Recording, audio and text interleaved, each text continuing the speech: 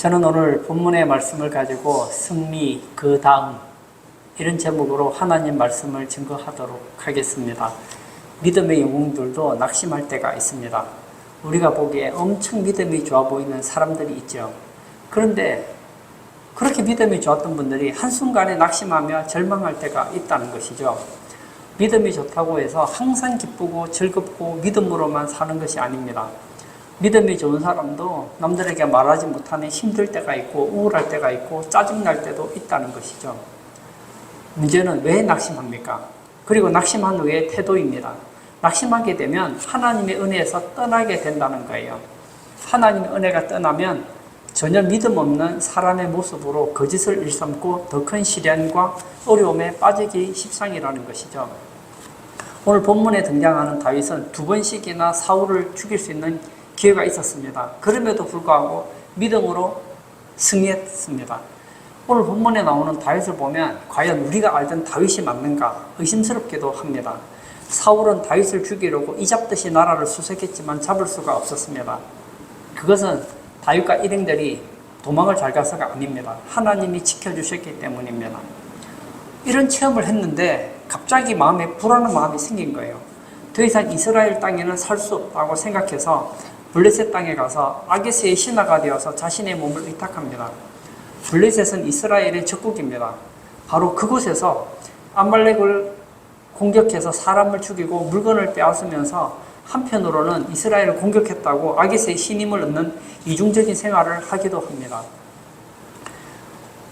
아말렉 족속 중에 한 사람이라도 살아있으면 들통이 나니까 모조리 죽여버리는 방식으로 비밀을 유지했습니다. 사실 다윗은 쫓겨다니면서도 거짓말을 하거나 불필요한 살인을 하지 않는 사람이었습니다. 그런데 다윗이 거짓말을 하고 살인을 저지르면서 좀 더 안전하고 평안한 생활을 유지해 나가는 것을 우리는 보게 됩니다. 오늘 이 모습을 어떻게 평가하며 왜 이런 일이 생겼는지를 살펴보려고 합니다. 첫 번째는 승리 후의 침체입니다. 다윗은 이스라엘 지경 안에서 사울에게 쫓겨다니며 생애에서 가장 어렵고 힘든 시기를 보내고 있습니다. 인간적으로 보면 도저히 살 수가 없는 처지였습니다. 그러나 그는 오직 전적으로 하나님의 도우심으로 살아났습니다. 하나님은 다윗을 살아나게 하신 것만이 아니라 다윗이 사울을 이기게 하셨습니다. 이 체험은 다윗에게 중요한 확신을 주는 것이었습니다. 이 체험은 무엇일까요? 사울왕이 2번이나 나를 잡을 수 있는 기회가 있었음에도 불구하고 하나님께서 다윗을 넘기질 않았어요. 그렇다면 앞으로 어떤 어려움과 시련이 온다 하더라도 이겨낼 수 있다는 것을 의미하는 것 아니겠습니까? 문제는 다윗이 그런 궁지에 빠져 있었을 때는 믿음으로 승리할 수 있었는데 궁지에서 나온 후에는 그 믿음이 없어지고 말았다는 거예요. 1절을 제가 읽겠습니다. 다윗이 그 마음에 이르기를 내가 후일에는 사울의 손에 붙잡히리니 블레셋 사람들의 땅으로 피하여 들어가는 것이 좋으리로다. 사울이 이스라엘 온 영토 내에서 다시 나를 찾다가 단념하리니 내가 그의 손에서 벗어나리라 하고 이해가 되지 않습니다. 그렇게 쫓겨다니면서도 믿음으로 잘 견뎌낸 다윗입니다. 그런데 어떻게 어려움을 벗어난 후에는 더 믿음이 없어질 수 있느냐 하는 것입니다. 그 이유는 간단합니다. 정신적인 여유가 생기면서 인간적인 생각이 파고든 것입니다. 잘 생각해 보세요. 사울에 쫓겨다니는 동안에는 자신의 처지에 대해서 생각할 정신적인 여유가 없었습니다. 언제 죽을지 모르기 때문에 하나님의 도우심을 찾는 것밖에는 살아남는 길이 없었습니다. 그래서 단순하게 하나님을 의지하게 되었고 하나님은 그를 계속 이기게 하셨습니다. 다윗은 사울을 2번이나 물리치고 이제는 생각할 여유가 생겼습니다. 이때 그만 인간적인 생각에 빠지게 되었다는 것이죠. 그는 하나님 말씀을 선택한 것이 아니라 편하게 살 수 있는 길을 선택합니다. 1절을 제가 한번 다시 읽어볼까요? 다윗이 그 마음에 생각하기를. 여기서 나오는 중요한 단어가 있죠. 마음에 생각했다는 거예요. 이 생각은 좋은 생각이 아닙니다. 우리의 생각을 우리가 잘 잡아야 돼요. 무릇 지킬 만한 것보다 마음을 지켜라. 생명의 근원이 여기서 난다고 했잖아요. 이 생각은 사탄이 공격하는 중요한 공격 대상이라는 것을 우리는 기억할 필요가 있습니다. 요한복음 13장 2절을 제가 읽겠습니다. 마귀가 벌써 시몬의 아들 가룟 유다의 마음에 예수를 팔려는 생각을 넣었더라. 시몬의 아들 가룟 유다가 예수님을 팔았지요. 팔기 전에 무슨 일이 있었습니까? 마귀가 가룟 유다의 마음에 예수를 팔려는 생각을 넣어주었다는 거예요. 여러분, 어떤 생각을 가졌느냐가 그의 가치관을 형성하고 그 생각이 마음에 고착되면 행동으로 나타나는 거예요. 예수 믿는 사람은 생각이 건전해야 합니다. 생각이 그의 가치관을 반영하기 때문입니다. 성경에 이런 말씀도 있죠. 육신을 따르면 육신의 생각을, 영을 따르면 영의 일을 생각하게 된다고 말하고 있어요. 로마서 8장 5절에서 8절도 제가 읽겠습니다. 육신을 따르는 자는 육신의 일을, 영을 따르는 자는 영의 일을 생각하나니 육신의 생각은 사망이요 영의 생각은 생명과 평안이니라. 육신의 생각은 하나님과 원수가 되나니 이는 하나님의 법에 굴복하지 아니할 뿐 아니라 할 수도 없음이라. 육신에 있는 자들은 하나님을 기쁘시게 할 수 없느니라. 육신을 따르는 자는 무슨 생각을 한다고 합니까? 육신의 일을 생각한대요. 영을 따르는 자는 영의 일을 생각한다는 겁니다. 그런데 육신의 생각을 따르면 사망이에요. 영의 생각을 따르면 생명과 평안입니다. 다윗은 지금 육신의 생각을 따른 겁니까? 영의 생각을 따른 겁니까? 육신의 생각을 따른 거예요. 다윗은 지금 자신의 안전을 생각한 겁니다. 그는 사실 안전보다는 의를 생각했던 사람 아닙니까? 만약에 다윗이 안전을 생각했다면 사울왕을 죽였어야죠. 그런데 갑자기 그의 마음속에 육신의 생각이 떠오르기 시작합니다. 그러면서 육신의 생각에 빠져버린 것이죠. 1절을 제가 앞부분을 다시 한번 읽겠습니다. 다윗이 그의 마음에 생각하기를 내가 후일에는 사울의 손에 붙잡히리니. 다윗의 생각이 무엇입니까? 지금까지는 하나님이 사울의 손에 건져주셨어요. 지금 몇 번이나 다윗을 죽이려고 했지 않습니까? 그런데 갑자기 불안감이 찾아온 거예요. 패배주의와 불신앙이 그를 지배하기 시작했습니다. 다윗은 사울왕 앞에서 2번이나 멋지게 신앙으로 물리쳤는데 갑자기 두려운 게 마음에 생긴 거예요. 사실 하나님은 다윗을 2번만 아니라 10번이고 20번이고 사울을 물리칠 수 있다는 거예요. 그러면 다윗은 생각해야죠. 어떤 생각을 해야 됩니까? 지금까지 나를 지켜주신 하나님이라면 앞으로도 사울이 나를 잡으려고 오더라도 하나님은 나를 도와주실 거야. 오늘 예배 참석하신 사랑하는 성도님, 은혜 받는 거 참 중요합니다. 그런데 이것보다 더 중요한 것이 있습니다. 은혜 받은 것을 어떻게 나의 삶에 적용하느냐 하는 것이 더 중요합니다. 다윗은 2번 큰 하나님의 도우심을 받았습니다. 그리고 나서 어떤 생각이 들었을까요? 하나님의 도우심은 끝났다. 지금까지는 하나님이 도와주셨지만 이제는 내가 살 길을 찾지 않으면 사울왕의 손에 잡혀서 죽을 수도 있겠다 생각한 거예요. 근데 또 다르게 생각하면 이렇게 될 수 있겠죠. 지금까지 지켜주셨다면 하나님은 앞으로도 나를 지켜주실 거야. 은혜를 받는 것도 중요하지만 은혜를 잘 간직하는 것도 우리에게 굉장히 중요하다는 거예요. 우리는 인생을 살아가면서 참 많은 생각을 합니다. 인간은 생각하는 갈대라잖아요. 그러나 생각이 많다고 꼭 유익한 것은 아니라는 거예요. 사람이 극한 어려움에 부딪히면 살아야 되기 때문에 복잡한 것을 붙잡지 않습니다. 최종적으로 힘이 되는 것을 붙듭니다. 그래서 진짜 힘들고 어려우면 다른 생각하지 않아요. 살 생각만 합니다. 그리고 힘이 되는 것만 딱 붙잡아요. 단순해집니다. 그런데 위기를 넘기고 생각할 여유가 생기게 되면 그때부터 생각이 복잡해지기 시작합니다. 그때가 위험한 거예요. 저는 우울증이 있는 분들의 마음을 충분히 이해합니다. 그런데 잘 생각해 보세요. 우울증이 있는 분들의 특징이 있다고 합니다. 그게 뭐죠? 생각할 여유가 있는 거예요. 제가 예전에 철학을 공부하면서 들었던 얘기가 있습니다. 이 철학은 누가 하느냐? 생활에 여유가 있는 사람이 한다는 것이죠. 그리스에서 철학이 시작되었는데 그리스의 철학자들은 대부분 삶의 여유가 있었습니다. 삶의 여유가 있으니까 여러 가지 생각을 하는 거예요. 지금 내가 먹고 살기 바쁜 사람은 이 우주의 아르케가 무엇이냐? 지금 내가 보고 있는 것은 대체 무엇으로 만들어졌느냐? 이런 생각할 여유가 없다는 것이죠. 나는 지금 먹고 사는 문제가 해결 다 됐어요. 그리고 이제 길을 갑니다. 그리고는 이제 생각해보죠. 이 세상이 왜 존재하게 되었을까? 이 세상을 존재하게 되는 건 대체 뭘까? 물일까? 불일까? 공기일까? 뭐 이런 생각을 막 하게 된다는 것이죠. 마찬가지입니다. 의사들의 말을 들어보면 우울증을 가지신 분들이 뭐 예외도 있을 수 있겠지만 대체로 보면 우울한 생각을 많이 한다는 거예요. 만약에 지금 먹고 사는 것이 너무 바빠서 새벽부터 저녁까지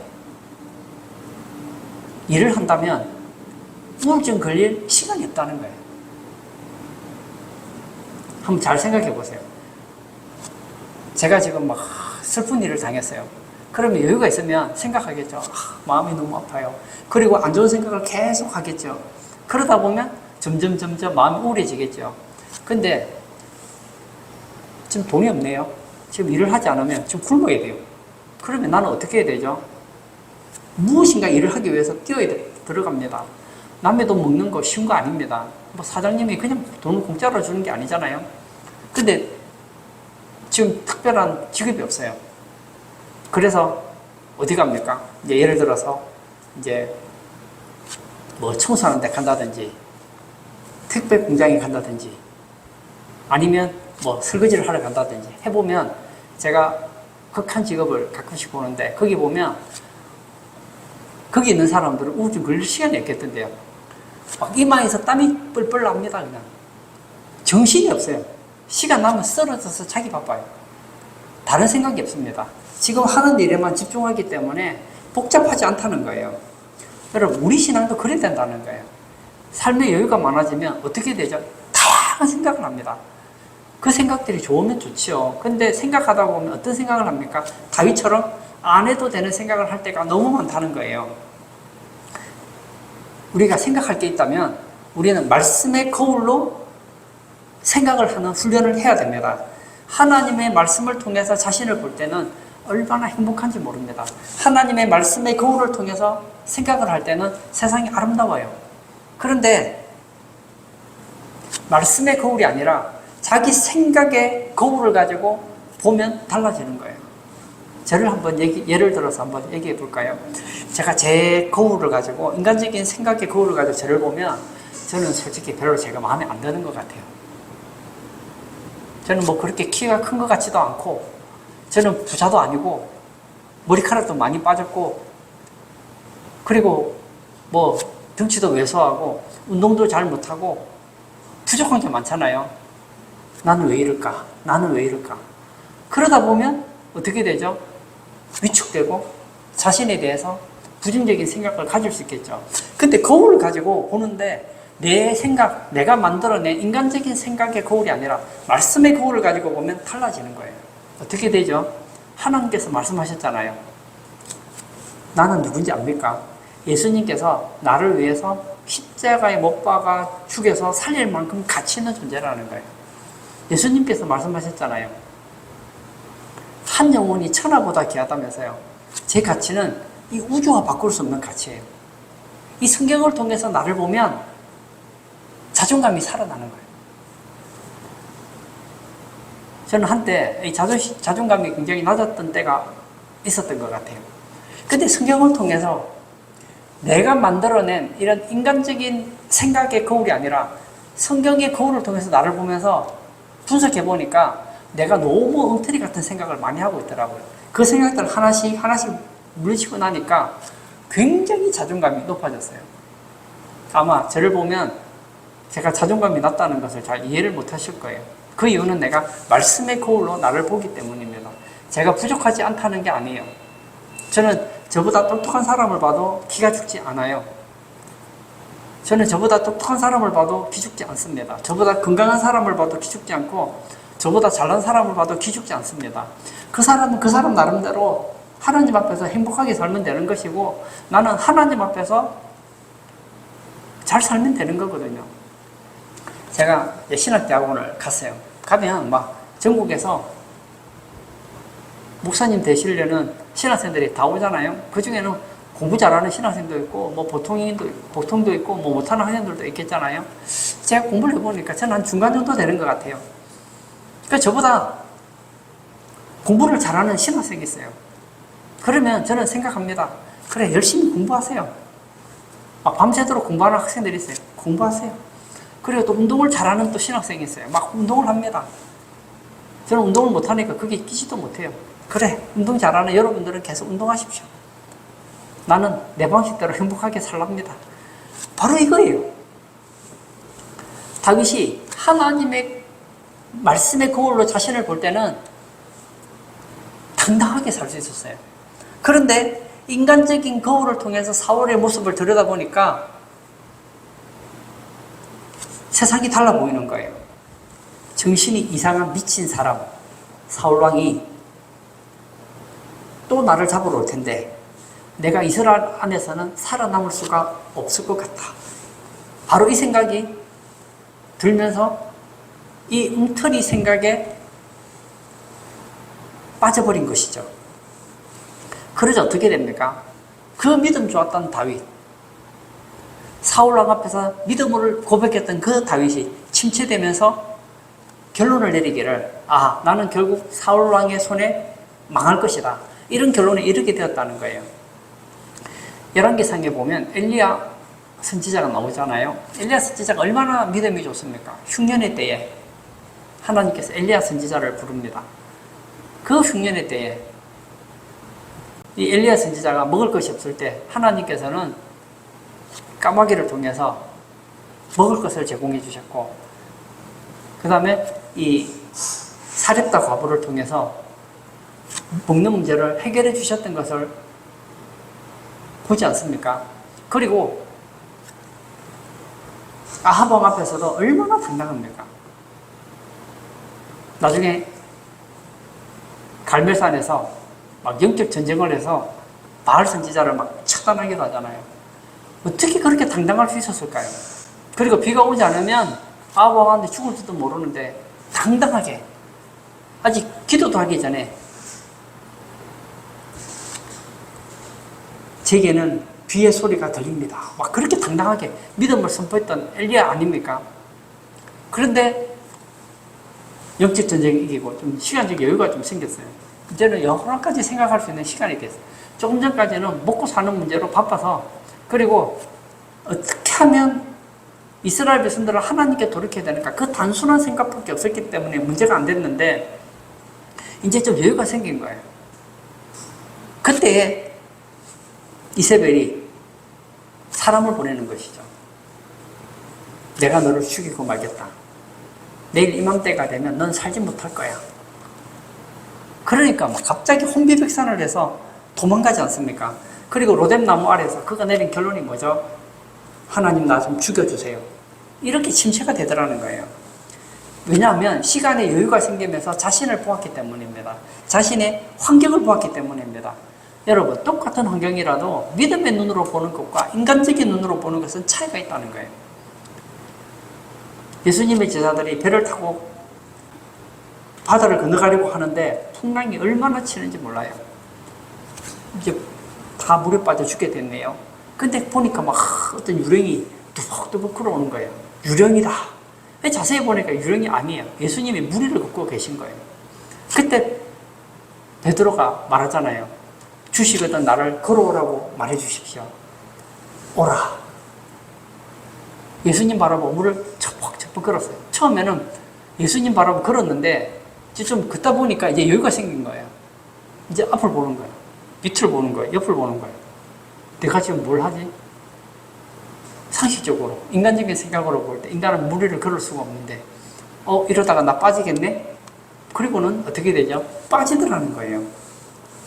문제는 문제가 있는 것이 아니라 문제를 하나님의 통해서 보고 있느냐, 아니면 그 문제를 인간적인 생각으로 보느냐에 차이가 있다는 거예요. 근데 이것이 어렵다는 거예요. 왜냐하면 우리 신앙에는 늘 굴곡이 있고 높낮이가 있습니다. 이 굴곡을 줄이는 방법이 바로 말씀 중심으로 거울을 보는 거예요. 항상 하나님의 말씀을 앞세우고 나가야 된다는 거예요. 그러지 않으면 어떻게 되죠? 베드로처럼 물에 빠져 들어가는 거예요. 다윗처럼 이러다가 나는 죽겠구나 하고 좌절하게 되는 거예요. 엘리야 선지자처럼 나를 죽여주십시오 하고 낙담하게 되는 거예요.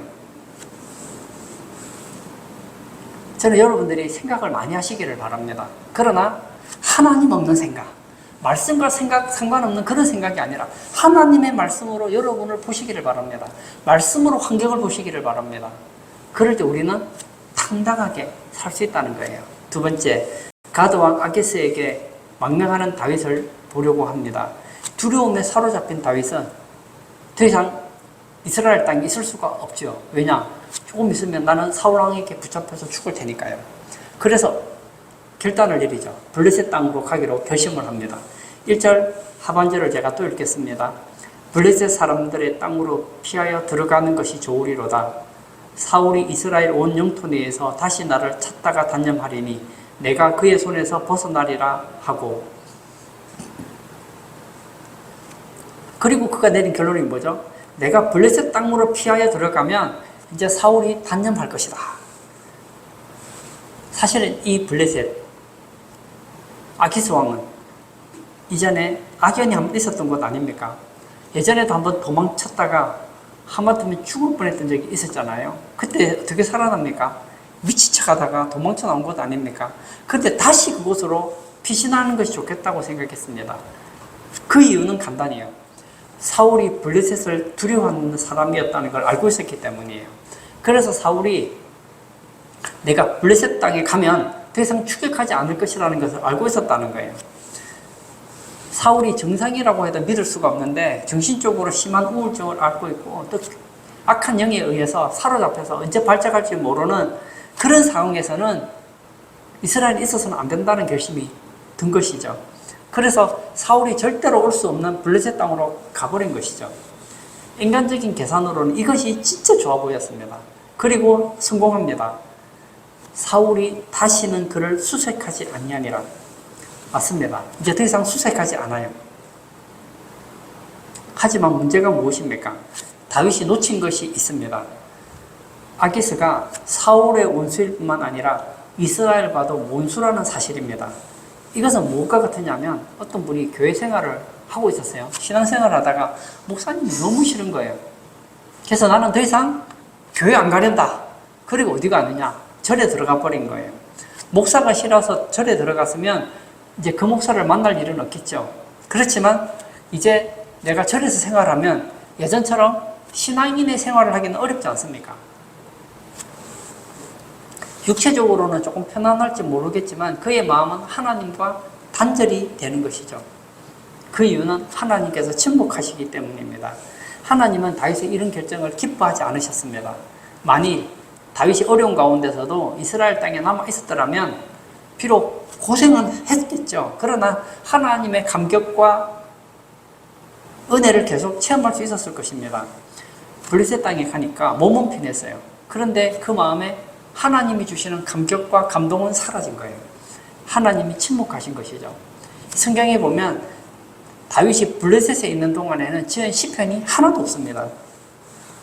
우리는 이와 비슷한 모습을 아브라함의 생애에서도 찾아볼 수 있습니다. 하나님 아브라함에게 약속의 아들을 주시겠다고 하셨어요. 근데 아무리 기다려도 아들이 생기지 않는 거예요. 내가 지금 가나안 땅에 온 게 지금 10년이 넘었는데 어떡하나? 그때 그의 아내가 얘기하는 거잖아요. 제게 여종 하갈이 있는데 하갈을 통해서 아이를 가지면 당신이 쉬니까 하나님이 주신 것이나 마찬가지 아닙니까? 듣고 보니 그런 것 같아요. 그래서 하갈과 관계를 가져서 이스마엘이라는 아들을 낳았잖아요. 아브라함이 이스마엘을 낳고 얼마나 좋아했는지 모릅니다. 아브라함은 이스라엘 낳고 너무너무 기뻐했지만 하나님은 그로부터 13년 동안 침묵하셨다는 거예요. 때로 하나님께서는 우리에게 침묵하실 때가 있습니다. 그 이유는 무엇일까요? 우리가 하나님의 약속보다 현실적인 문제에 더 집착할 때입니다. 현실적인 문제에 집착할 때 평안한 것 같지만 하나님은 답답해 하시고 우리는 기뻐하지만 하나님은 침묵하신다는 거예요. 어쩌면 우리는 너무 편안한 삶이 위험할지도 모릅니다. 삶이 편안해지면 다윗처럼 되는 거예요. 자꾸 인간적인 생각을 하게 되는 거예요.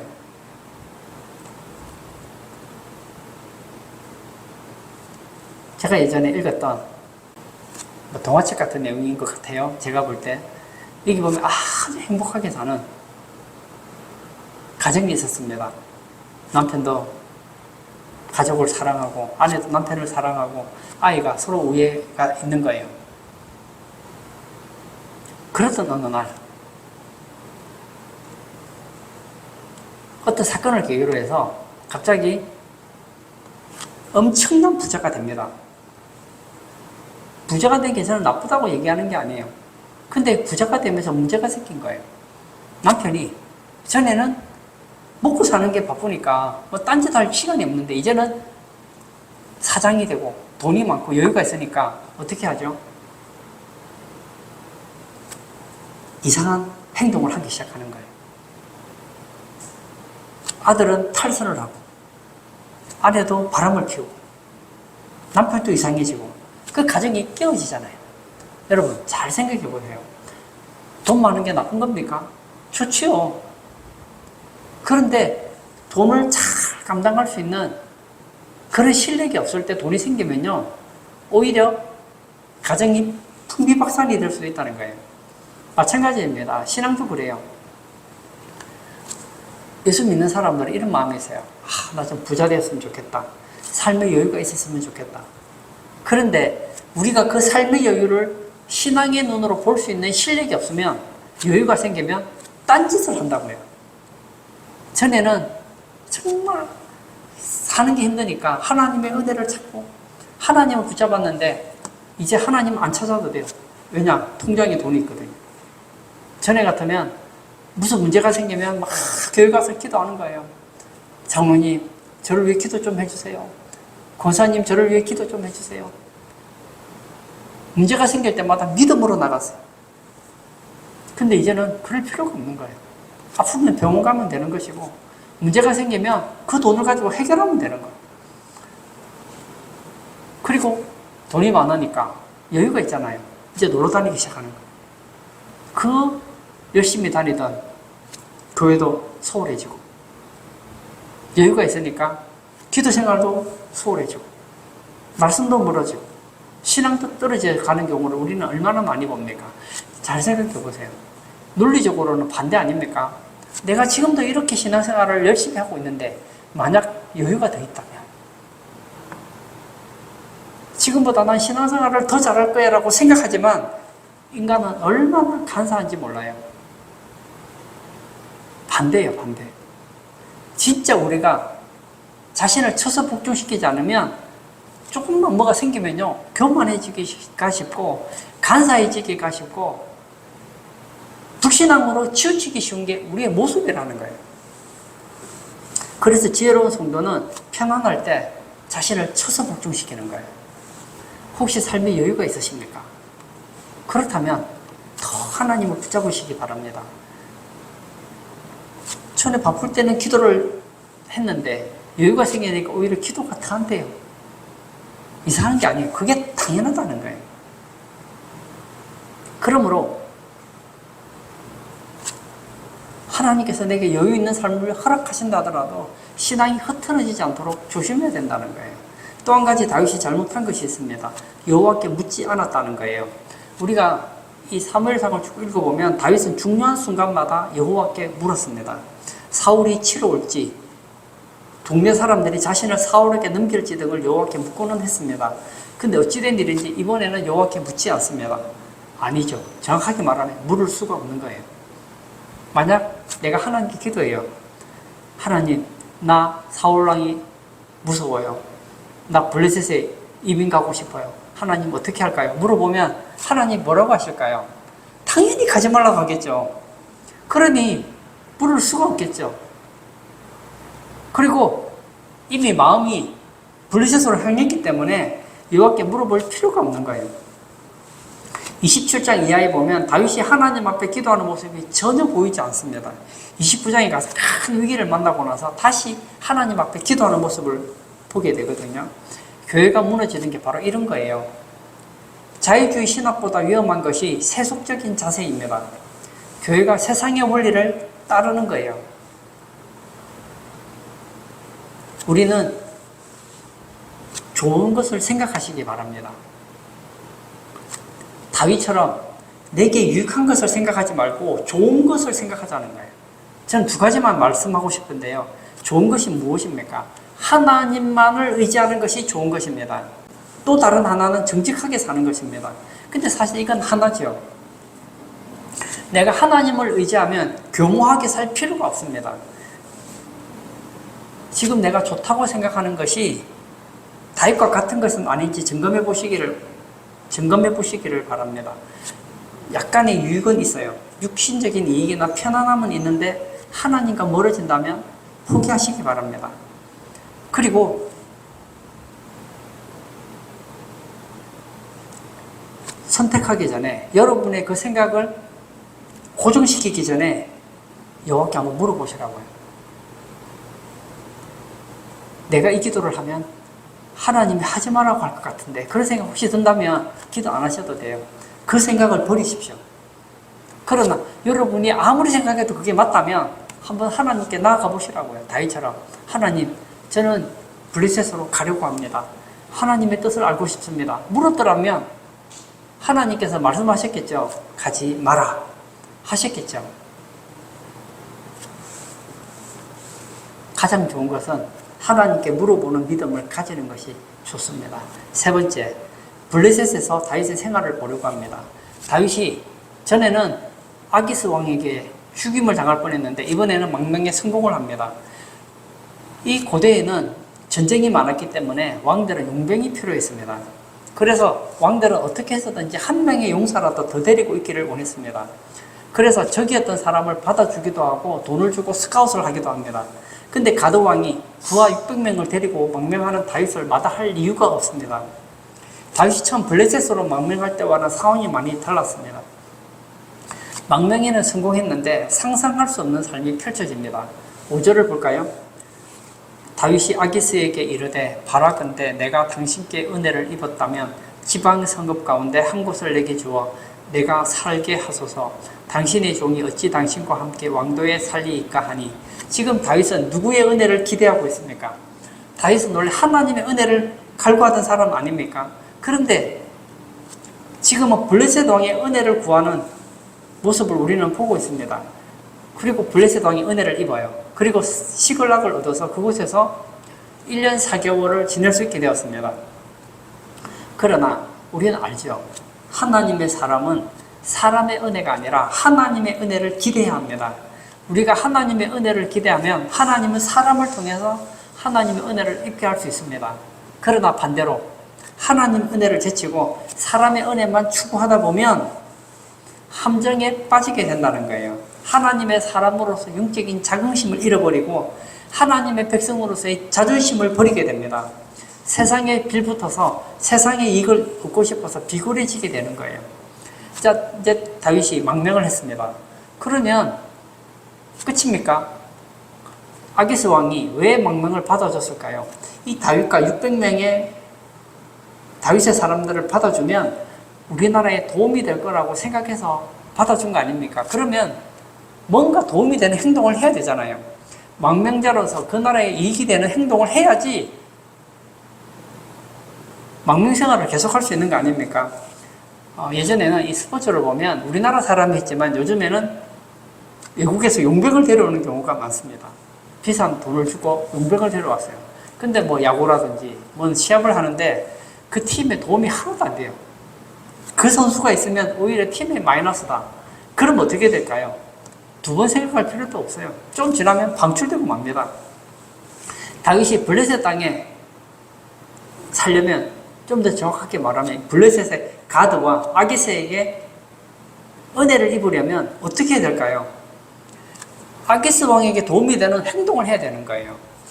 블레셋에 가장 도움이 되는 행동이 무엇일까요? 이스라엘을 치는 거예요.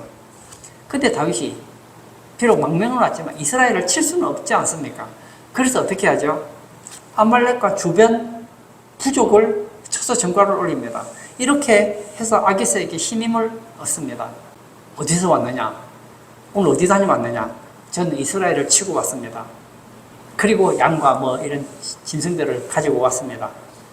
거짓말을 하는 것이죠. 문제는 이것이 대단히 위험한 일이라는 거예요.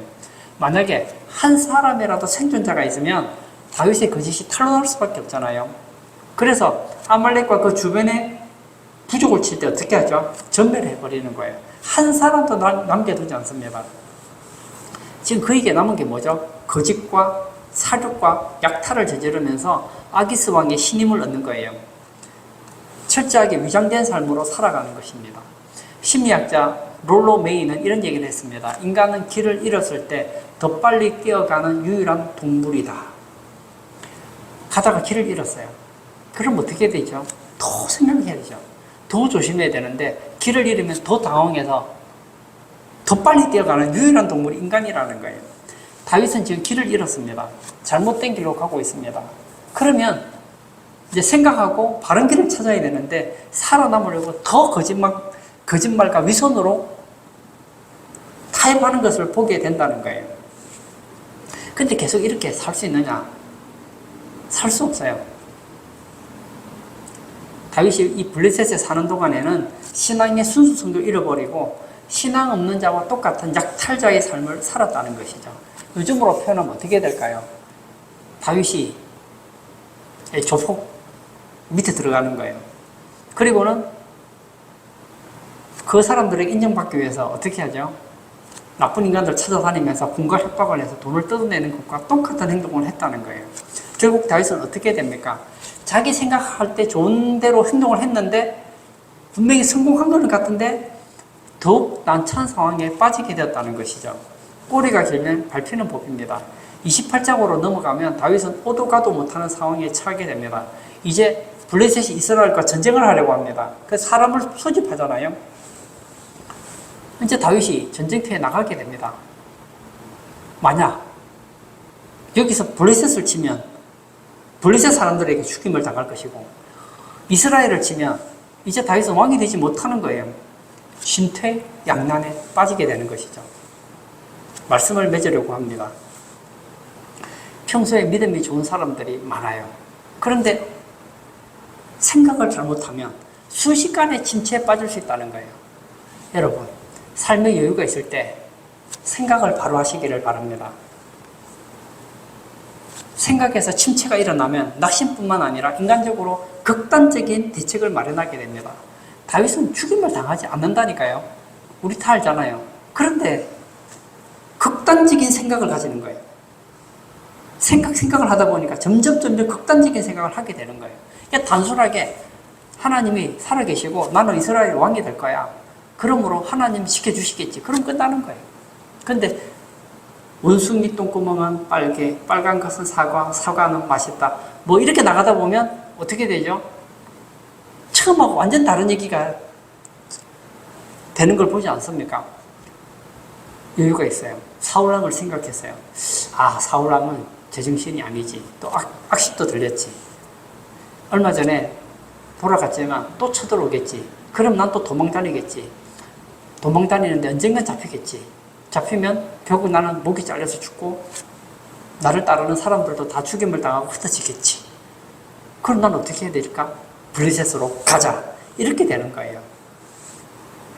그러므로 육신적인 약간의 이익을 위해서 타협하기보다는 주님께 가까이 하는 쪽을 선택하자는 것이죠. 그리고 저는 한 가지만 더 얘기하고 싶습니다. 중요한 결정을 할 때는 꼭 질문하시기 바랍니다. 다윗은 질문하지 않았기 때문에 이스라엘 쪽으로는 뭐 그렇게 해를 입히지 않았지만 주변 사람들이 볼 때 1년 4개월 동안 다윗은 약탈자요 거짓말쟁이가 되고 맙니다. 10번을 묻다가 한 번 묻지 않으면 그 길이 낭떠러지가 될 수 있다는 거예요. 세상은 너무 악하기 때문에 우리는 하나님의 인도를 계속 받아야 합니다. 하나님의 인도를 받지 않을 때 나도 모르는 사이에 다윗과 같이 엉뚱한 선택을 하게 되고 엉뚱한 결정을 내리게 되고 신앙인의 삶의 모습을 잃어버리게 된다는 거예요. 승리 그 이유. 승리 이유가 중요합니다. 저는 승리 그 다음에 더 큰 승리를 경험하시는 복된 성도님 되시길 축복합니다. 이 시간 한번 같이 기도하기를 원합니다. 우리가 믿음 생활을 하면서 신앙으로 이겨냈어요. 참 잘하셨습니다. 그러나 거기서 만족하시면 다윗처럼 넘어질 수 있다는 거예요. 제가 좋아하는 말이 있습니다. 선줄로 생각하는 자는 넘어질까 조심하라. 오늘 승리했다고 내일 또 승리하는 거 아닙니다. 이 시간 기도할 때 하나님, 내가 한번 믿음으로 이겼다고 해서 앞으로도 이길 수 없는 존재임을 압니다. 하나님, 저는 늘 하나님을 의지하기를 원합니다. 세상의 생각이 아니라 말씀의 생각, 인간적인 결단이 아니라 하나님의 결단을 의지하고 살아가는 복된 성도 되게 해달라고 기도하시고 자유롭게 개인 기도하도록 하겠습니다.